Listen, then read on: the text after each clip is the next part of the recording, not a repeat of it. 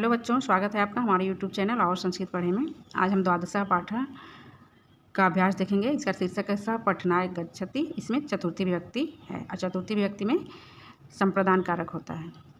जैसा कि आप लोग को पता है, जिसके लिए कोई कार्य किया जाए या जिसे कोई वस्तु दी जाए उसमें संप्रदान कारक होता है। जैसे पठनाय में यहाँ पे देखिए संप्रदान कारक है, क्योंकि हम लोग पढ़ने के लिए जाते हैं विद्यालय, इसलिए पठनाय गच्छति। इसका शीर्षक है सह पठनाय गच्छति, तो पढ़ने के लिए जाता है। तो पठनाय में चतुर्थी विभक्ति का प्रयोग किया गया है और चतुर्थी विभक्ति यानी संप्रदान कारक होता है। आइए हम इसका अभ्यास देखते हैं।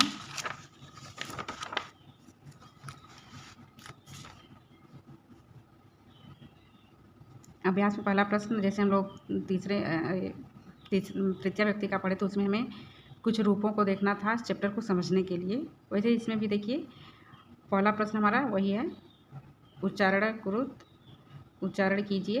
इसमें हमें चतुर्थी व्यक्ति के रूपों की जानकारी दी गई है। छात्र का रूप अगर लेंगे तो छात्र का रूप चतुर्थी व्यक्ति में कैसे चलेगा? छात्राय, छात्राभ्याम, छात्रेभ्यः। देव शब्द है तो देवाय, देवाभ्याम, देवेभ्यः। राम शब्द का रामाय, रामाभ्याम, रामेभ्यः। इन रूपों को कंठस्थ कर लीजिए आप लोग। ऐसे हमें अपने पाठ को पढ़ने में सरलता होती है। आइए दूसरा क्वेश्चन देखते हैं। कोष्ठकात् उचित पदम आदाय रिक्त स्थानानि पूरयत्। कोष्ठक से उचित पद लेकर रिक्त स्थान भरिए। यहाँ पर कोष्ठक में देखिए शब्द दिए गए हैं, इनमें हमें उचित शब्दों का प्रयोग यहाँ पर करना है। उदाहरण, कृष्णाय नमः। कृष्ण के लिए नमस्कार है, भगवान कृष्ण है, उनके लिए नमस्कार है। तो देखिए कृष्णाय नमः, कृष्णाय में चतुर्थी विभक्ति हो गई। जैसे देखिए छात्राय, देवाय, रमाय, तो कृष्णाय। हमारा का वाला है, इसमें से हमें ऑप्शन लेना है जनकम और जनकाय में से। तो यहाँ पे क्या लगाएंगे? उदाहरण देखिए यहाँ पर ना कृष्णाय नमः, तो हम लोग क्या लगाएंगे यहाँ पर? जनकाय नमः। जनक के लिए नमस्कार है, पिताजी के लिए नमस्कार है। ख देखिए रामम और रामाय, इसमें क्या फील करेंगे? चतुर्थी विभक्ति का प्रयोग है, तो हम क्या फील करेंगे? रामाय। राम को नमस्कार है, राम के लिए नमस्कार है। ग वाला देखिए देवम, देवाय, इसमें क्या भरेंगे? देवाय। गणेशम, गणेशाय, तो क्या भरेंगे? गणेशाय। शिवम, शिवाय, शिव के लिए नमस्कार है, शिवाय। समझ में आ गया? ये तो अत्यंत सरल था। अब तीसरा प्रश्न देखते हैं। कोष्ठकात् शब्दम आदाय उचित रूपेण रिक्त स्थानानि पूरयत्। कोष्ठक से शब्द लेकर उचित रूप द्वारा रिक्त स्थानों की पूर्ति की। यहाँ पर भी वही काम करना है जो हमें दूसरे प्रश्न में करना था। एक बात है कि इसमें हमारा रूप दिया हुआ था, हमें बस उसको चूज करके लिखना था, लेकिन इसमें बस शब्द दिए, हमें चतुर्थी विभक्ति में उस रूप को बनाना भी है। तो सह पुस्तकम, ज्ञान शब्द यहाँ पर भरना है, तो क्या होगा? चतुर्थी विभक्ति में क्या रूप होगा? जैसे देवाय है, गणेशाय है, शिवाय है, तो क्या होगा? हाँ, ज्ञानाय। सह पुस्तकम ज्ञानाय पठति, वह पुस्तक ज्ञान के लिए पढ़ता है। पितामह भ्रातः भ्रमण गच्छति, क्या होगा? भ्रमणाय, सुबह भ्रमण के लिए जाते हैं। छात्रा विद्यालयम गच्छति, छात्र विद्यालय क्यों जाते हैं? अध्ययनाय, अध्ययनाय विद्यालयम गच्छति। भक्ता ईश्वरम पूजयन्ति, सुख, भक्त ईश्वर की पूजा करते हैं। किस लिए पूजा करते हैं? सुखाय, सुख के लिए भक्त ईश्वर की पूजा करते हैं। हो गया आप लोगों का? चलिए आगे बढ़ते हैं चौथे प्रश्न पर। अधोलिखितानां परस्परम मेलनम कुरुत। निम्नलिखित का उचित मेल कीजिए।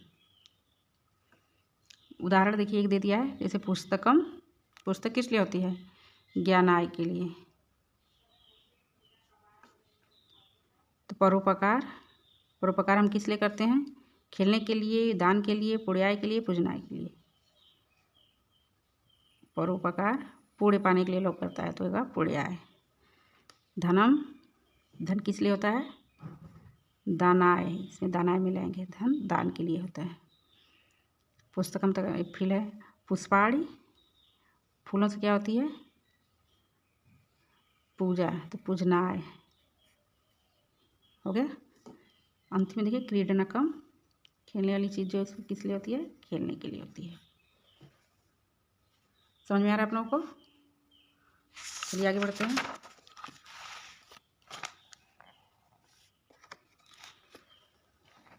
शुद्ध विकल्पम रिक्त स्थाने लिखत, शुद्ध विकल्प रिक्त स्थान में लिखिए।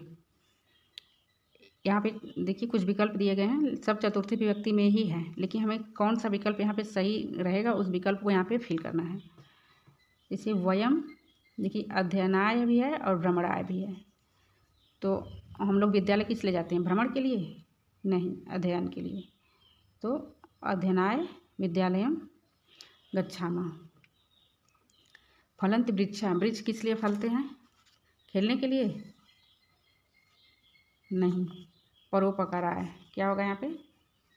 परोपकाराय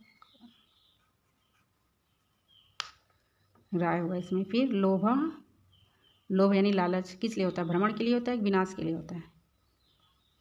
लोभ विनाशाय भवति,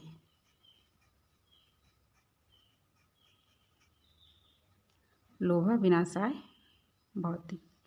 जनक उद्यानम गच्छति, जनक उद्यान में क्यों घूमते हैं? भ्रमणाय विनाशाय, तो विनाश के लिए थोड़ा ही घूमेगा, भ्रमण ही करेगा, तो होगा भ्रमणाय। हो गया ग तक? समझ में आ रहा अच्छी तरह से? चलिए घ का देखिए। कृषक बीजम वपति, कृषक जो है बीज बोते हैं किस लिए? धान्याय या शयनाय? शयन करने के लिए बोते हैं? नहीं, धान्याय। हो गया। सह पठनाय ईश्वरम पूजयति, वो पढ़ने के लिए ईश्वर की पूजा करता है। कल्याणाय, नहीं, कल्याण के लिए। किस लिए पूजा करता है? कल्याण के लिए। दत्तस्य शब्दस्य, छठा प्रश्न है, दत्तस्य शब्दस्य उचित रूपेण रिक्त स्थानानि पूरयत, दिए गए शब्दों के उचित रूपों द्वारा रिक्त स्थानों की पूर्ति कीजिए। इसमें शब्द दिए गए हैं और उनके एक वचन, द्विवचन, बहुवचन में हमें रूपों को लिखना है। कुछ रूप लिखे हुए हैं और हमें लिखना है। सब चतुर्थी विभक्ति वाले ही रूप लिखने हैं। देखिए बालक शब्द का रूप लिखना है, तो एक वचन में बालकाय, द्विवचन में बालकाभ्याम,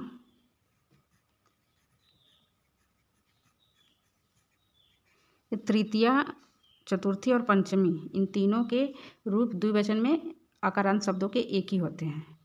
ये तृतीया में भी हमने पढ़ा था, जैसे बालकेन, बालकाभ्याम, बालकः था। तो इसमें चतुर्थी में भी देखिए बालकाय, बालकाभ्याम, बालके भी यहाँ पर होगा, बालकेभ्यः, बालकाय, बालकाभ्याम, बालकेभ्यः। उसे जनक से कब शब्द कर लेंगे? देखिए जनकाय, जनकाभ्याम, जनकेभ्यः। फल का फलाय, फलाभ्याम,